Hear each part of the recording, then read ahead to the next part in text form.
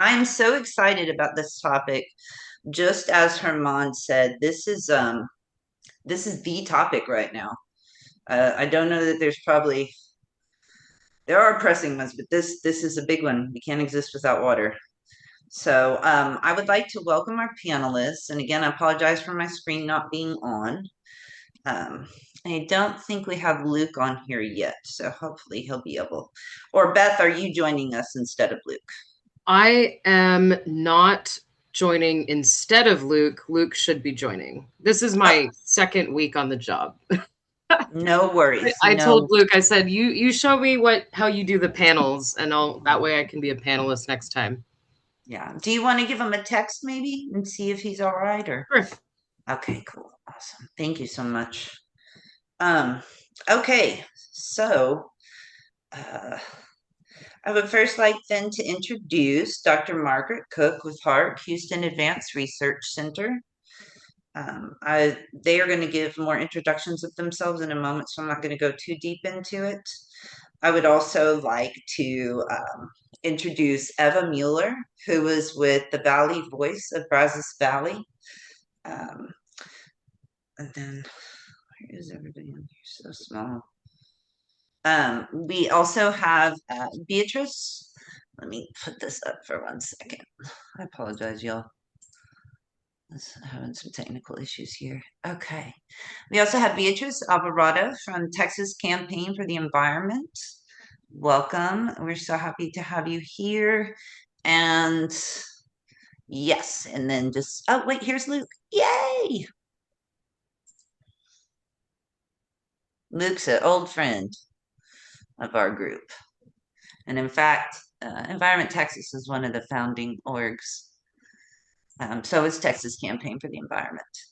Hi there, Luke. Welcome. I was just introducing folks, and Luke Metzger, who is with Environment Texas, and I was saying a longtime friend of ours with the Houston Climate Movement, will be speaking. Just to let you know, again, we are going to be putting this part of the call on YouTube. So now is a good time that if you don't want your face on, you should turn your screen off. Um, and if you're not comfortable asking a question, because that will show your name, you can type it in the chat and we'll keep an eye on that. Um, and so we're going to start out with just a couple questions, open it up for discussion, and then leave a few minutes towards the end to talk about action. So, with that said, I would like to first go around, and I'm just going to call on you in the order I see you right now on the screen. Um, I would like to ask the panelists if you want to introduce yourself and what is what area of water do you work on and what is it that we need to know? Not necessarily like solutions yet, but what do we need to know? And Luke, you are first on there, so welcome to the call, and I'm going to start on you. Oh, great. Thanks. Yeah, I have some slides too. I don't know if we're just going to do kind of more informal discussion, but I have that if that's useful. But I'm the director of Environment Texas. We work on a range of issues on water. We work on everything from water quality, including industrial discharges, non-point source pollution, or kind of stormwater runoff from cities. As well as drinking water concerns, including lead in drinking water. And I think big picture, water obviously has a very clear connection to climate. As the planet warms, we are both experiencing, more prolonged periods of drought, and so even more important that the water we do have remains clean for us to drink and swim in. And then also on the other end, periods of heavy flooding and extreme rainfall, which can exacerbate a lot of our water quality problems, by overwhelming sewage infrastructure and leading to raw sewage and fecal matter getting into our beaches and swimming areas. We also know, of course, that there's the energy water nexus, to pump and treat water requires a lot of energy. And to produce energy, using kind of thermal-based sources like nuclear and coal and gas, that requires a lot of water. So, the climate, energy, very inextricably tied to, many of our water challenges. And yeah, I'll stop there.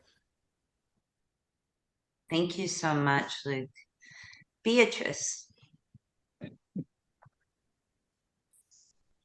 Hello, my name is Beatriz. I work for Texas Campaign for the Environment.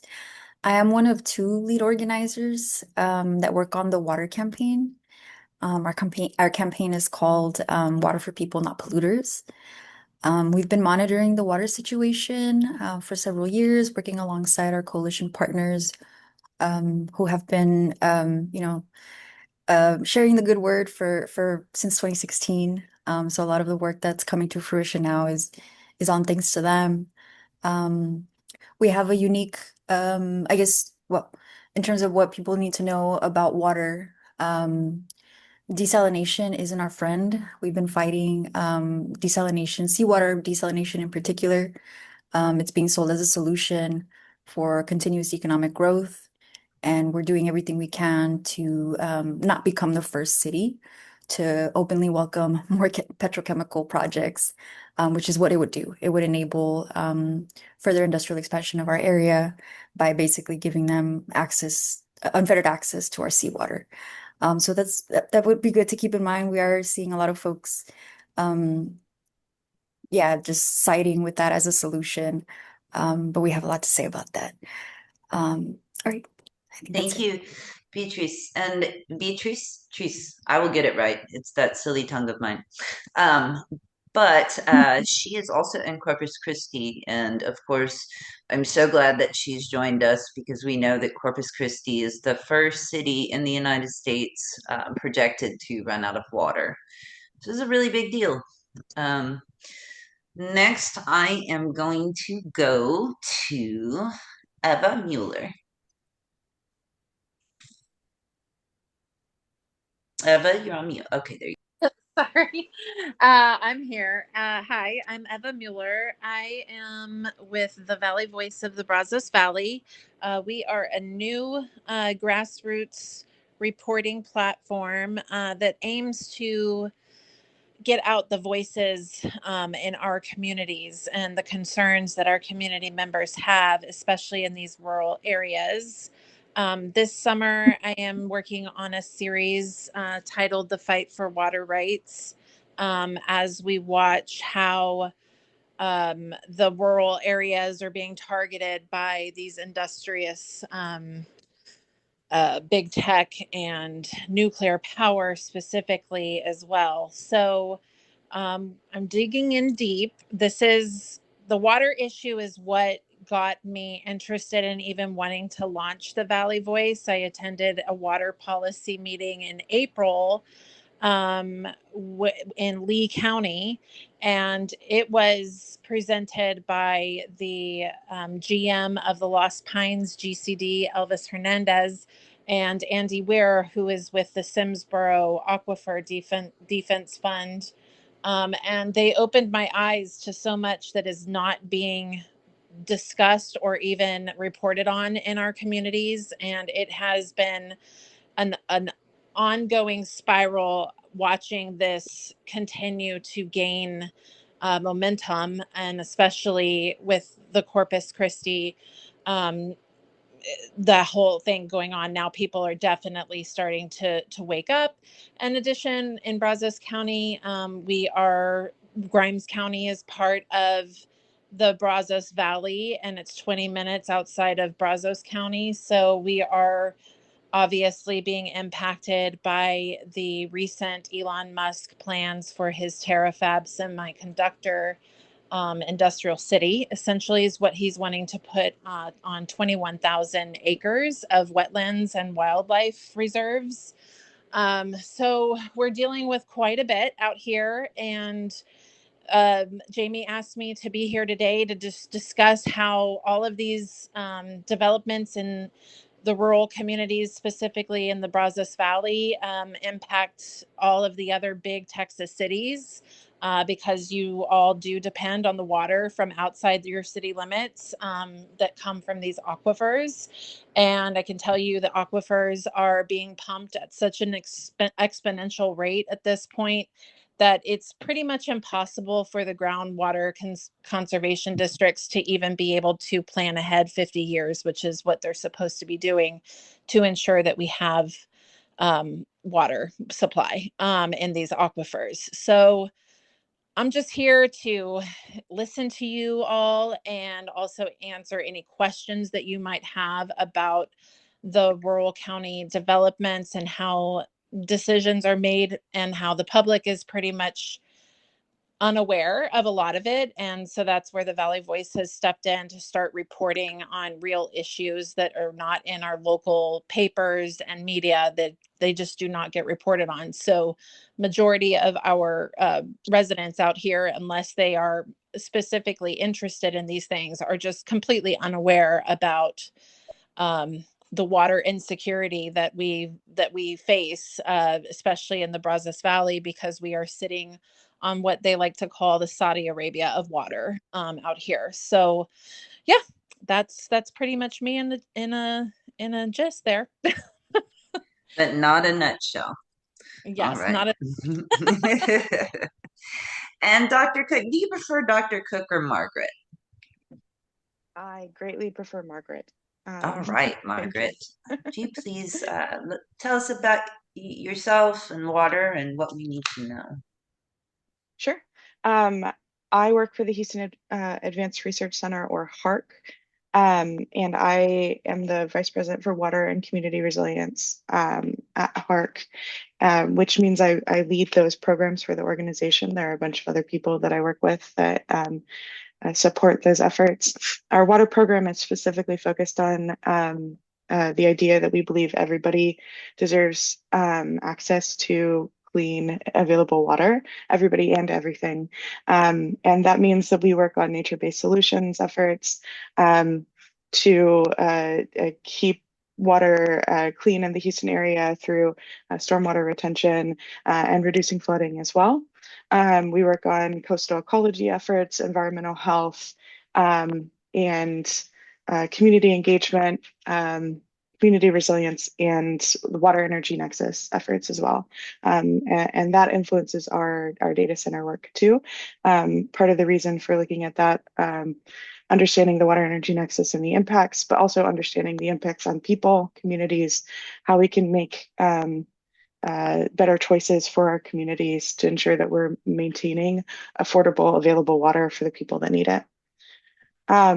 I also manage the community resilience side of the organization, and I'm going to use just a little bit of time to promote that the Homes and Here energy efficiency programs are about to launch, or they're gearing up to launch. They're in the planning phase, and there's a bunch of info sessions about how those programs will be structured. I'd love to put info on that in the chat so that y'all can attend the local planning session in your community on how those rebates will be structured. It's between $8,000 and $14,000 per rebate per home, and everybody would have access, but some of them are specifically geared towards low-income homes. And so it's a great opportunity to increase the amount of energy efficiency that we'll have available in the state and make homes safer, reduce energy bills, etc. I'll put that in the chat. Back to data centers and water. Thank you so much, Dr. Cook. And just so you know, and Luke, for you too, if you have slides or any information that you want me to include, you can put them in the chat. You can email them to me.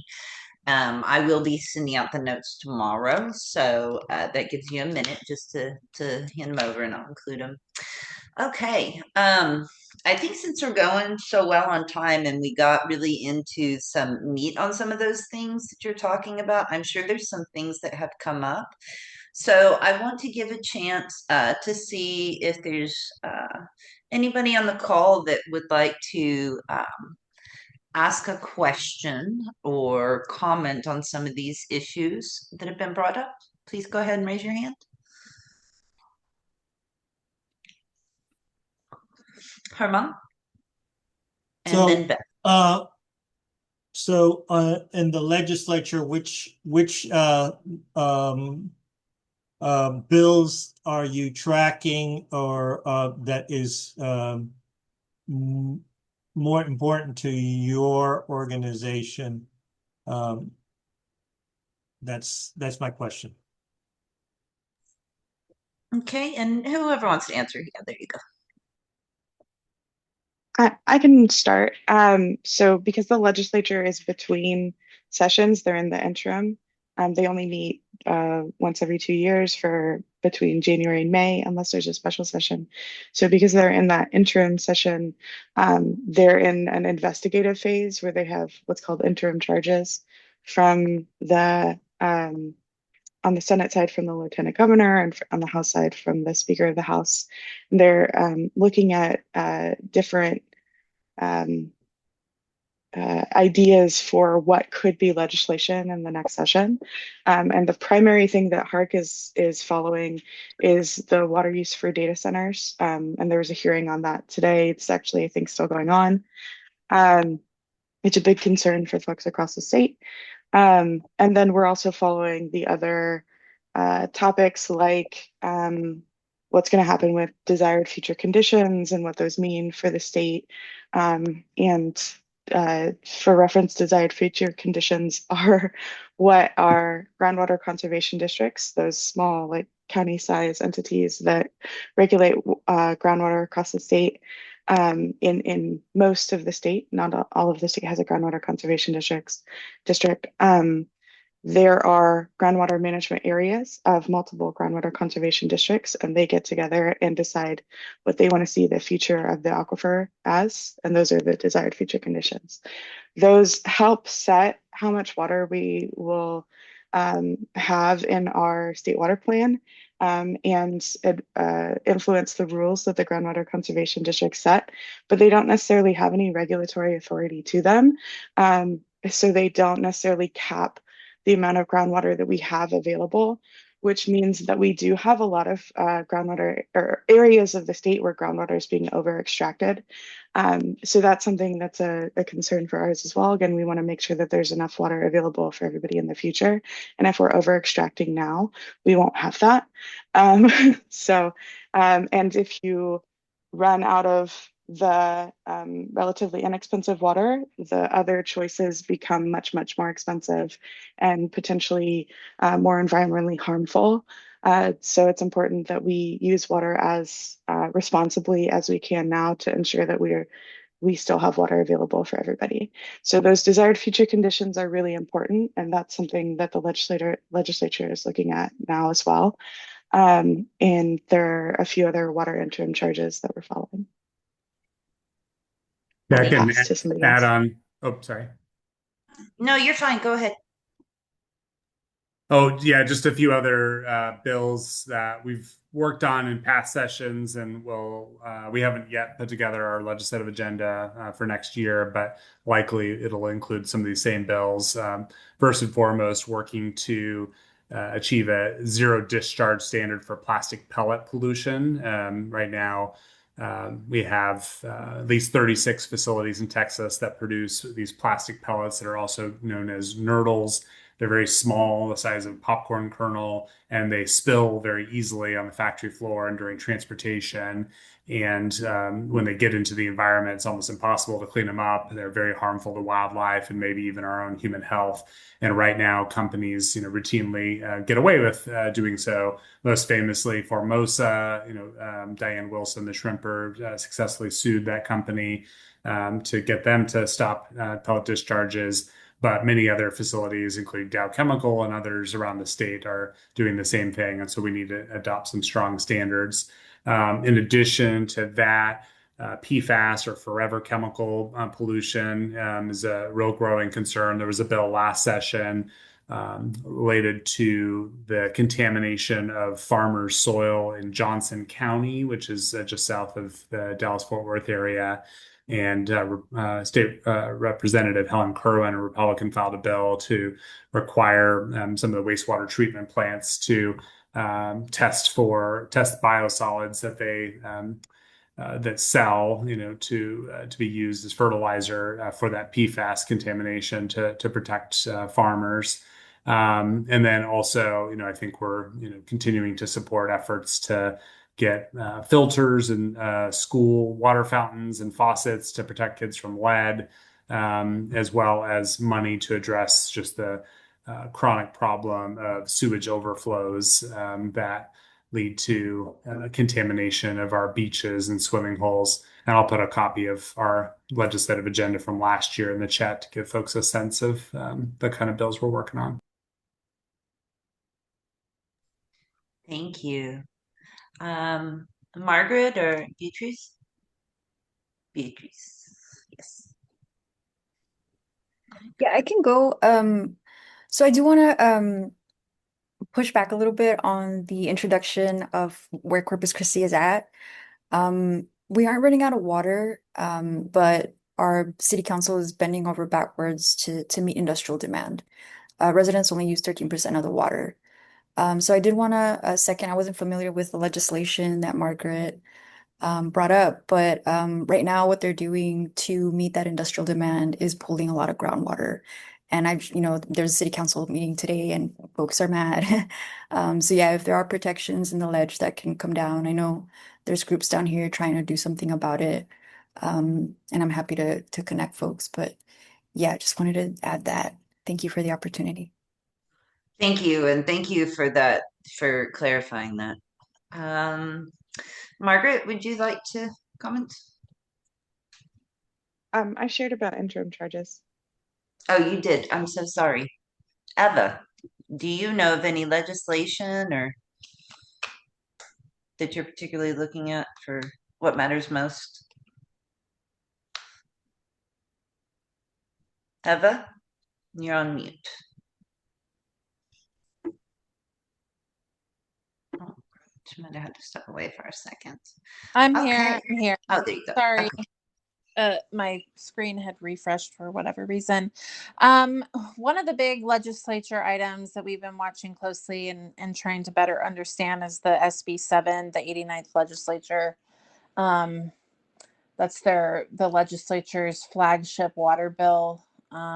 It's going to be putting $174 billion into water security and infrastructure for over the next 50 years. And in this bill, they are backing things like desalination, new reservoirs, water treatment plants, and big transmission projects. Additionally, it's important to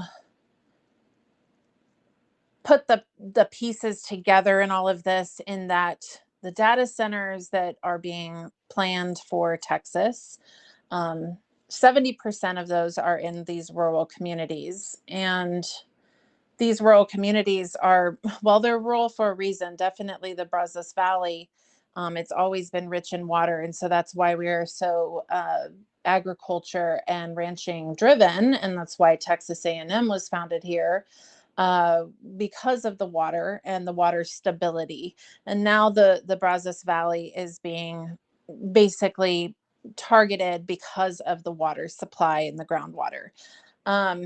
So we're watching closely on what's going to happen with this flagship water bill that they've approved and how they're going to be investing the money. I think it definitely ties together with nuclear energy. None of these data centers will be able to run at full capacity without nuclear energy. And currently, nuclear energy requires a lot of water. Texas A&M is currently invested in 4 different energy companies on Rellis campus, and they are working on micro reactors, advancing the technology in reactors on campus.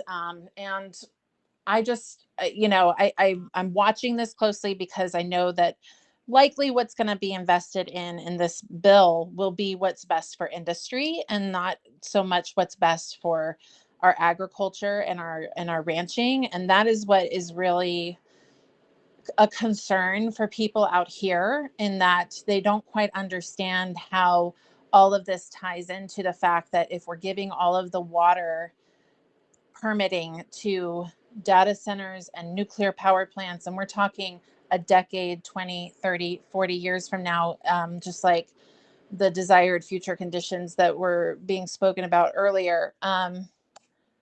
It makes it less of a thing, less rights of water going to the agricultural communities. And the pushback here is obviously like culture and the economic structure. They always come into rural communities and promise jobs, and it rarely ever really pays off for rural communities to be able to stay the way they are with new jobs. It's just never the case. So a lot of people out here are very concerned about what all of this is meaning for the Brazos Valley and in the 7 counties that make up the Brazos Valley, all of them being heavily invested in agriculture, and watching how that may actually begin to change out here. And if we don't have a thriving agriculture out here, that's bad news for Texas as a whole, as well as using all of the water in the Brazos Valley, where we already are sending water through pipelines to urban and city development projects. So it's something that we're watching closely to see what the legislature is going to be investing those dollars on.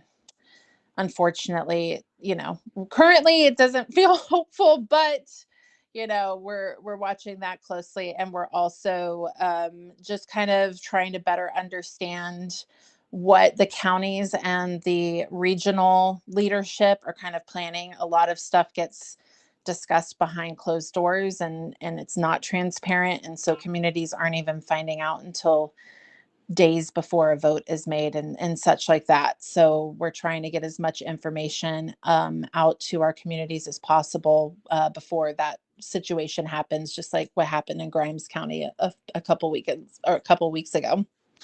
So that's pretty much it for me. All right, thank you so much. Beth, I had seen your hand up. Did you have a question or comment? I wanted to ask Margaret about the program, but she posted it in the chat.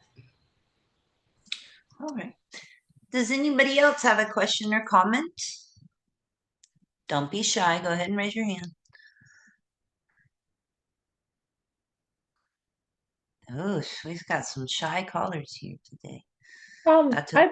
I'll speak to the nurdles. I'm on the ship channel in Baytown, and so all the chemical plants are all around me. I haven't seen them, and I've asked some people that fish here to take pictures of them, but at different weather events, there are a lot of nurdles that show up on my bank. And so I'll explore finding out what to do on the next steps. But I'm happy to share that and know that it's a prevalent problem in our area. So if I find out anything, I'll share. That'd be great. Thanks, Terry.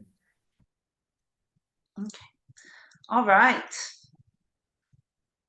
Let's see. Roselia, go ahead.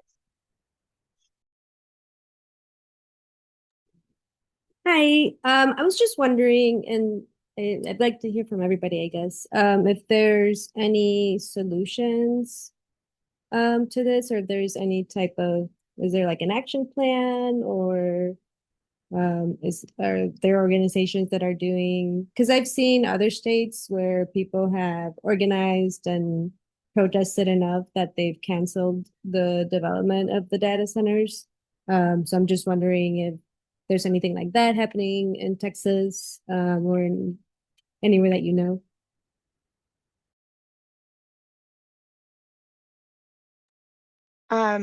There have been a lot of data centers that have been canceled or pulled back because of public backlash. So that's actually becoming relatively common. Doesn't happen obviously in every scenario, and not even in most, but I think it's over 60 that have been pulled back last year. So that's certainly happening. There are also communities that have enacted moratoria to stop data center construction in other states. In Texas, the one county that did pulled back that moratorium and turned it into restrictions because they had gotten sued. They still have uh, uh, essentially rules that they want folks to follow that they're trying to institute. In the hearing today on the interim charge related to water use for data centers, there are multiple county judges testifying that they really don't have a whole lot of power on this issue. And one of the problems is that data centers are siting themselves just outside of city limits, so that they're not in the permitting authority of a city. They're in the area that would be governed by the county. And again, the counties don't have a whole lot of authority to do many things. They have authority on flooding and on roads, whether they're going to block a road for construction, something like that. So they're not being given the information at the same time that that data centers would be, say, having a discussion with the local water utility or the groundwater conservation district to get access to water. That is happening before they're talking to the county judges, and the judges are finding out later, maybe when they're being asked for a tax abatement or some type of development deal or something like that. That may be when they're brought in, and they feel like they don't have enough information in the first place to even do anything. But they also don't have authority to do that. So they're asking the legislature to provide them more authority, which is an interesting case of mostly Republican county judges asking to be given the ability to regulate more. And the legislators on that committee seem to be open to that. So that's something that I think we'll see movement on in the next legislative session, or at least during the interim. And certainly something to follow that would help us be able to handle the situation better. Would give them more authority to address things like how much water a data center is using, whether that's the right fit for that county in the first place.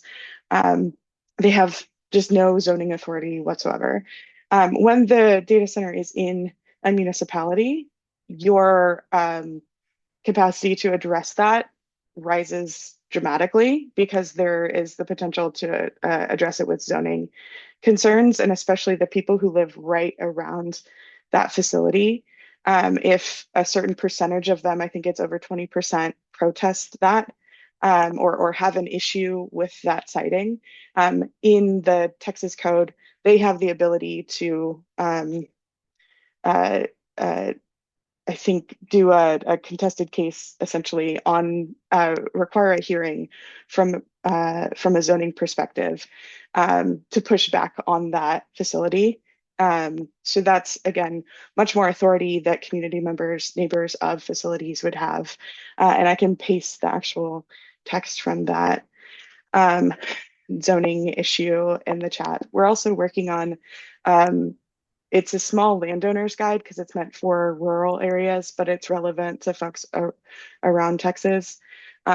Basically, like what concerns you should watch out for and the authority that certain state agencies or local governments would have to be able to respond, and what you can do as, and Luke, I'll send that to you because now I'm thinking about it, I would like your opinion.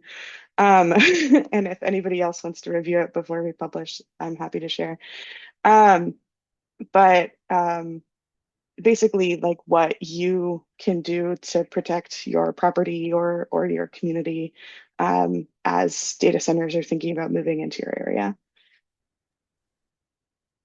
I can add just a couple other things on top of that. The governor just a couple weeks ago released a letter making recommendations to the legislature, including to eliminate the sales tax and other tax breaks that data centers currently take advantage of to the cost of $1 billion a year to the state, as well as for greater transparency, requiring more efficient water cooling measures and other steps. And so some good things that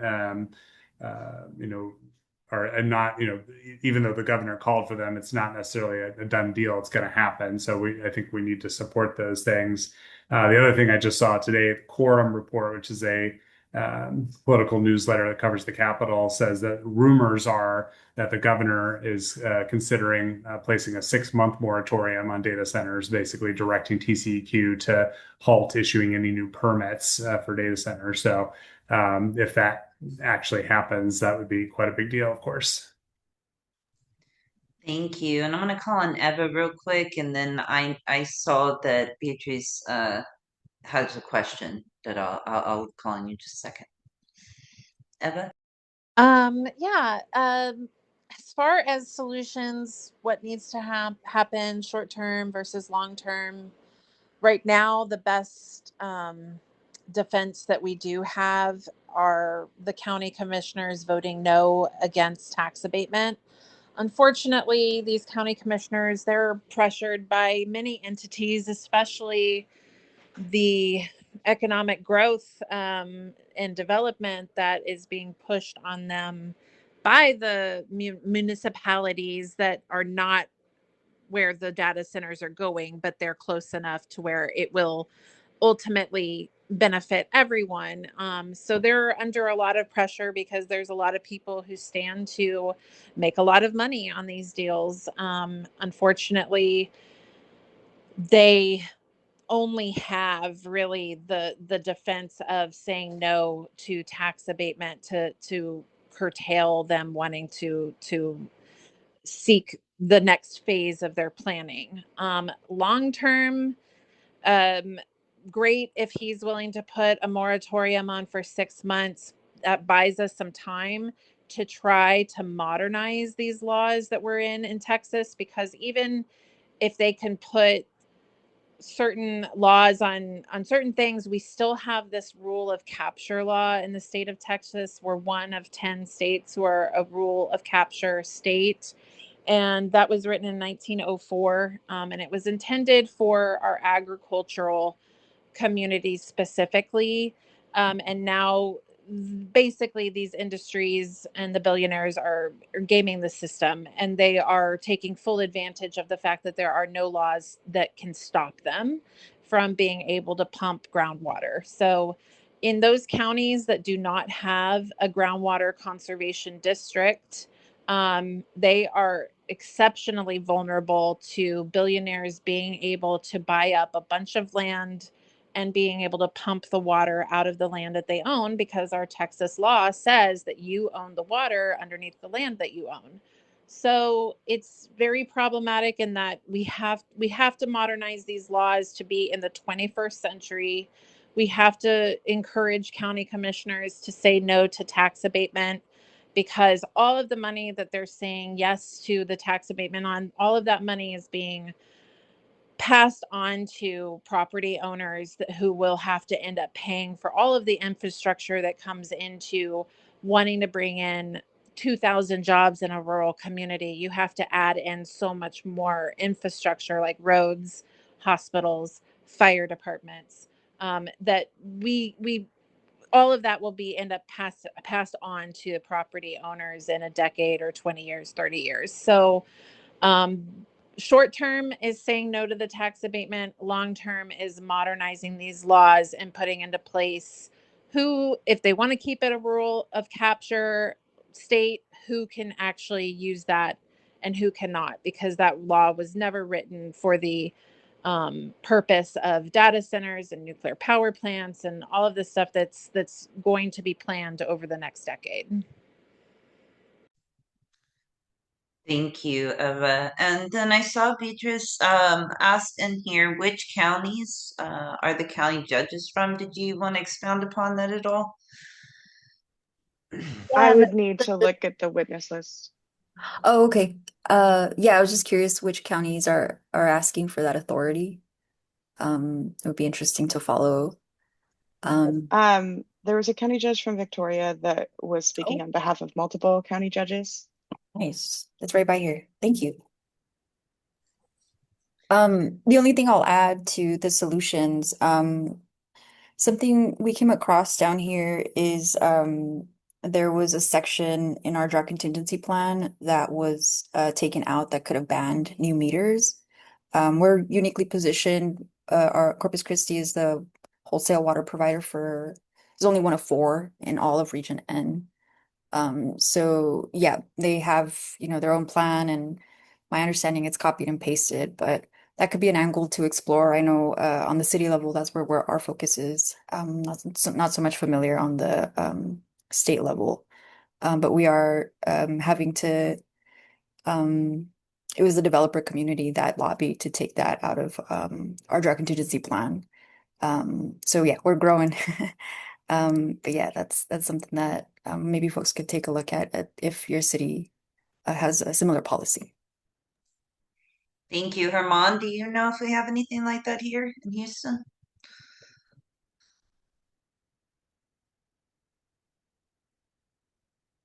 Well, we don't have zoning, so that's one of the problems in the city of Houston. On the county level, I will defer to somebody else, but we it is driven mostly by job promises to get the counties and the city to take notice. So everything that was said earlier applies. Yeah, and I know that there is still and has been push for zoning too to try and stop some of this. Jasmine, Yes. go ahead. You had your Yeah, I hand have up. a question about zoning. I know that it's been voted in the past a couple of times, but I do believe it's been a while since it was voted, it was on the ballot, I guess. Like if we wanted to enact zoning, does anybody know anything about that? Like if it's, if we're ever gonna vote on it again? I know there are some people that are trying to get that together and push for it. I don't have all the information on that. I know Pastor Deb was telling me about it, so hopefully she'll be able to come on the call. But that's a good question that we can follow up with too in the notes. Yeah, and essentially zoning was one of the things that they wanted to use for cement batch plants. And the last time the environmental group was here in town in Houston, the legislature said, well, you need just to use your zoning laws. And the gentleman didn't know that Houston didn't have any zoning laws. So it was one of those things that we could solve a lot of problems if we started zoning. All right, thank Yeah, you. and I think this requires a deeper conversation, and maybe someone can even present about it at the next climate summit. But there's also a lot of downsides to zoning. In a lot of cities, it's exclusionary. You have single family zoning that prevents affordable housing and reinforces racial and economic segregation. It can also increase property taxes and rents, and so the wealthier neighborhoods can use zoning to block affordable housing and other undesirable things, but the marginalized communities will still always get the brunt end. I mean, if you look at Cancer Alley in Louisiana has zoning. They still put all the polluting factories and give them variances and waivers in Black and brown neighborhoods. So I think it's something that requires some more discussion.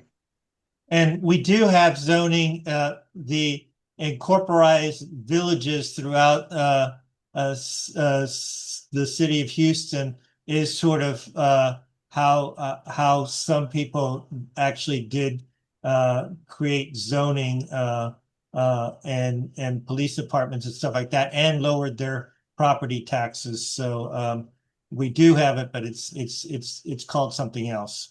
Well, we have a form of zoning called form-based codes, and there's ways we can use those and write new ordinances that would have an effect on things like batch plants. But the whole foundation of zoning went back to people in New York City not wanting tenement housing, blocking the sunlight. it really wasn't about how do we help the people in the tenement housing. We just don't want the housing blocking sunlight. So yeah, we need to look at form-based codes as well. Thank you, Ed. So we got a couple more questions here. Tried to do these and see if we have time for any more. Terry said we need a one-sheet lead time for permitting, how to be ahead of the planning, how to be prepared to file for contested case hearings. Terry, did you want to say any more on that first before open it up for answers? I will. So we do a lot of permits and different things that we're confronted with, and we keep learning more and more about their pre-planning process and how we could kind of get ahead of the curve.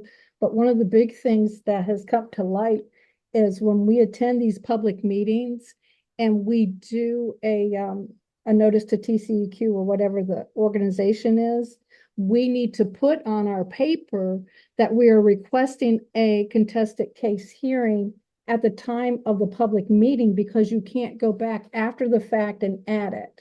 And so that kind of caveat or piece to be able to speak to that we didn't know before, but we keep learning. If there's something that tells us kind of how we can, without reading the paper every day, kind of have, is there a watch group? Is there something that we can register for to know? One of the pieces on a data center that I can tell you how I know of data centers coming out is in the bid for the construction. So very few data centers just come up and say, hey, we like that paper or that piece. But if someone shared that kind of information as they found out, and then we knew how to get to it, that would be helpful. Did anybody, Jasmine, you still have your hand up, did you? Did you just forget it? Okay. Did anybody want to comment on that? So last meeting, Paul sent out or put in the chat the listing of the proposed data centers, and it was a national list, and so I would, Jamie, if you want to go back and add that to the materials that people get from this meeting, I would suggest that would happen. Absolutely. Thank you. Sure. I have a question from Tori. Tori, do you want to come on and ask it? I'm going to read it, but it seems silly for me to do both, I guess. Okay, I'm going to go ahead and read it. How large are y'all's teams that are helping y'all create and implement these defenses against the industries polluting and stealing our clean water supply?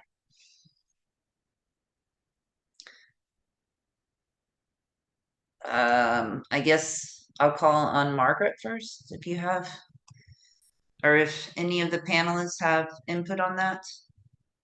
Sure. My team is about 10 people, including me. And they work on the water issues that I mentioned before and community resilience. So we are not an organizing or advocacy organization that does that kind of work. So what we provide would probably be the data research planning that other organizations use for their campaigns. Yes, and I will add too that we worked with HARC on the City of Houston's climate action plan, and they did all the data for that. So it's just very helpful because it went across a broad range of different things. Okay, would any of the other panelists like to comment on that about the size of your team and Yeah, I can shed some light. So we have a couple of folks in Houston. Literally, I think we're down to about 2 with the new hire. We also have some folks over in the Port Arthur area. In Corpus Christi, we have two lead organizers and a coordinator, and our comms team is also made up of two people. So yeah, we're pretty small. We rely on our volunteer base and grants for positions, temporary positions for a lot of the work. Thank you. Thank you. Luke? We have 3 staff. Okay. Eva? Oh, my team is me, myself, and I. So, Well, it looks like so Jamie, the other thing is there is a coalition of environmental groups called the Alliance for Clean Texas that Public Citizen, Sierra Club, Environment Texas, and a few others that are here that meet on a regular basis on focusing on following bills and things that are going on on the state level pre and during the legislative system, legislative session that are following things. So though each one of these organizations say they have a small staff, we do try to group things together. So if, we can get, lobbyists and other people to try to testify and do things at the legislation level. And then, what we used to do here in Houston Climate Movement would be follow the climate action plan and when dates were due to do certain things, and we would go to the city council sessions on Tuesday and advocate for that, or have private conversations with council members to move that certain milestone forward. Thank you for that, Herman. And I have just a quick question for Margaret and Luke. So I know that I told you both that Jennifer Walker, yes, Jennifer Walker with National Wildlife Federation has been talking to Herman about some things having to do with offshore wind and such. But she sent over the legislative demand that you all did, and I believe it's Texas Living Waters Coalition. Do either one of you want to comment anything about those demands? And I can send those out if it's all right too. Are you referring to the policy recommendations we have for water use related to data centers?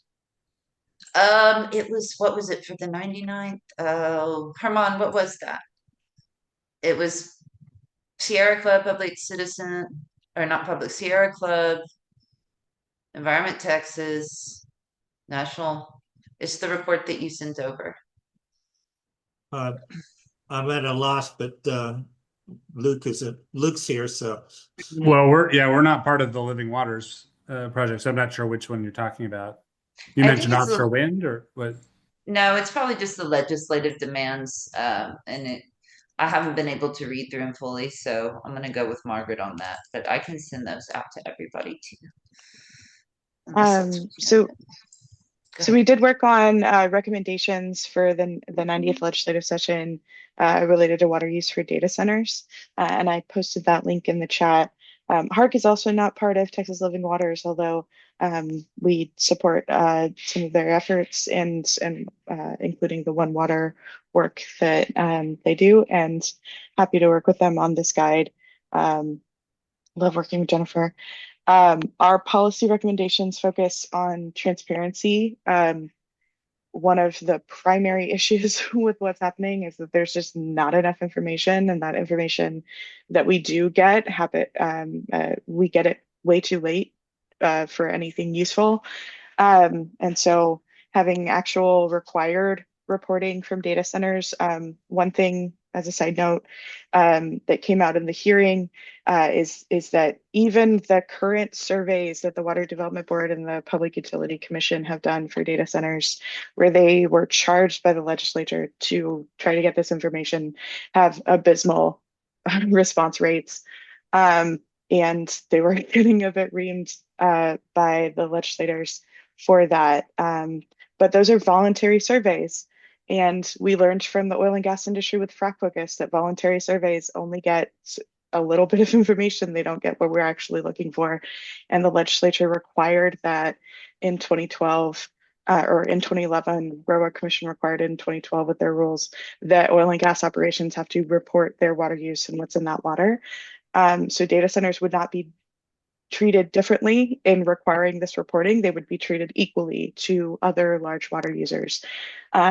So that transparency is important for everybody.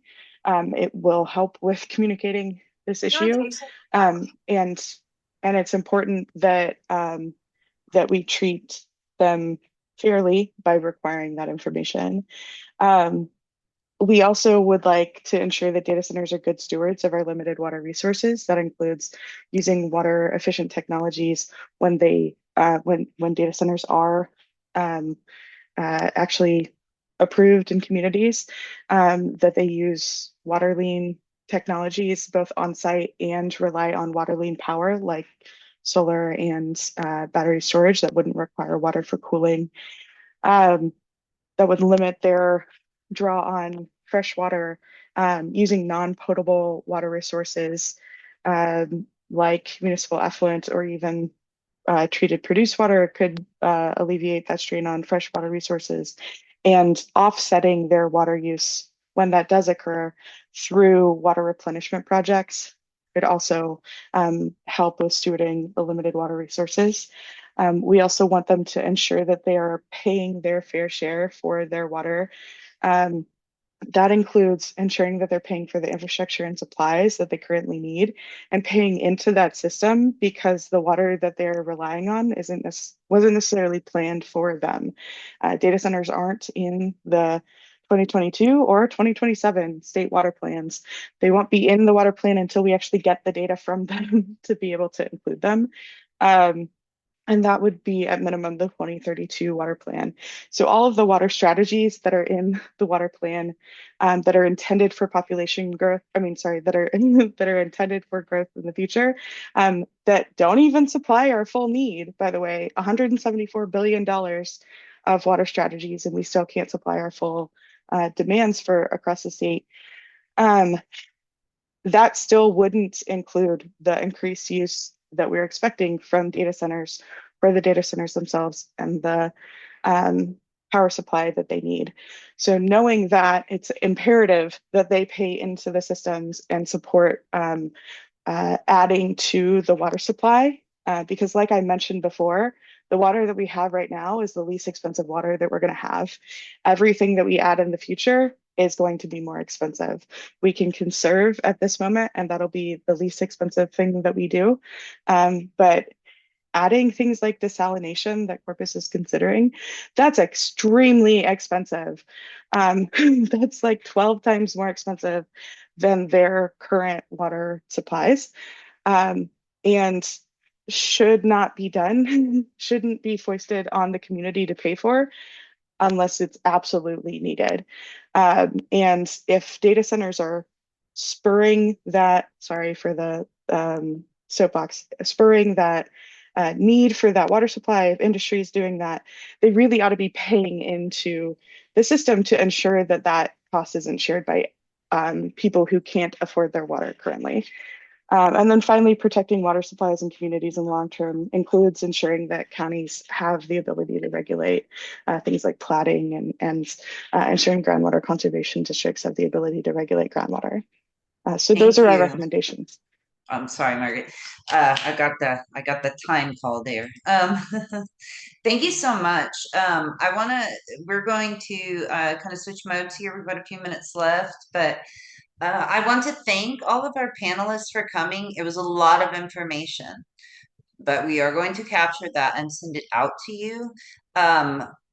This time I'm going to go ahead and